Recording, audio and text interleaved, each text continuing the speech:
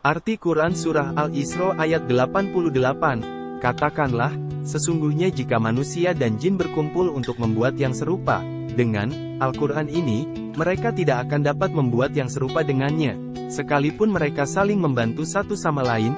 Tafsirnya adalah pada ayat ini, Allah menegaskan mukjizat Al-Quran dan keutamaannya, yaitu Al-Quran benar-benar dari Allah dan diturunkan kepada Nabi Muhammad sebagai bukti bahwa Al-Quran itu dari Allah, bukan buatan Muhammad sebagaimana yang didakwakan oleh orang-orang kafir Mekah dan ahli kitab.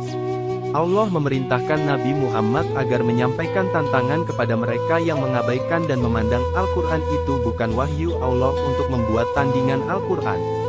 Tetapi Allah menegaskan bahwa mereka tidak akan mampu membuat kitab yang sama. Allah berfirman, dan jika kamu meragukan Al-Quran yang kami turunkan kepada hamba kami, Muhammad, maka buatlah satu surah semisal dengannya dan ajaklah penolong-penolongmu selain Allah, jika kamu orang-orang yang benar. Jika kamu tidak mampu membuatnya, dan pasti tidak akan mampu, maka takutlah kamu akan api neraka yang bahan bakarnya manusia dan batu, yang disediakan bagi orang-orang kafir. Quran Surah Al-Baqarah Surah kedua ayat 23-24. Sejarah menunjukkan bahwa banyak pemimpin dan ahli sastra Arab yang mencoba menandingi dan meniru Al-Quran, bahkan ada yang mendakwakan dirinya sebagai seorang nabi, seperti Musailamah Al-Kadzab, Habalah bin Kab, dan lain-lain. Akan tetapi, mereka semua gagal dalam usahanya bahkan mendapat cemooh dan hinaan dari masyarakat. Misalnya, sang nabi palsu Musailamah Al-Kadzab.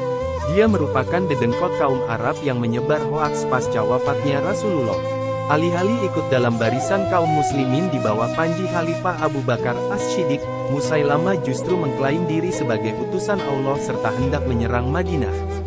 Seperti diceritakan Ahmad Fuad Effendi dalam buku Sudahkah Kita Mengenal Al-Quran, ada suatu riwayat yang menukil kisah tersebut.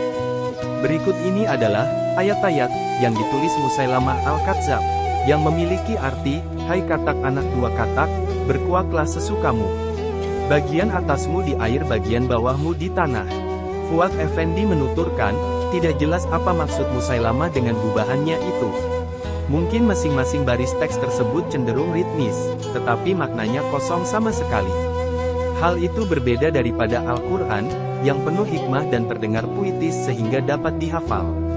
Bahkan, di setiap generasi selalu ada para penghafal Al-Quran lengkap 30 juz. Adapun nasib Musailamah Al-Kadzab berakhir secara nahas.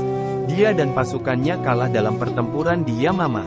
Bala tentara muslimin kala itu dipimpin Khalid bin Walid, yang membawa amanat dari Khalifah Abu Bakar.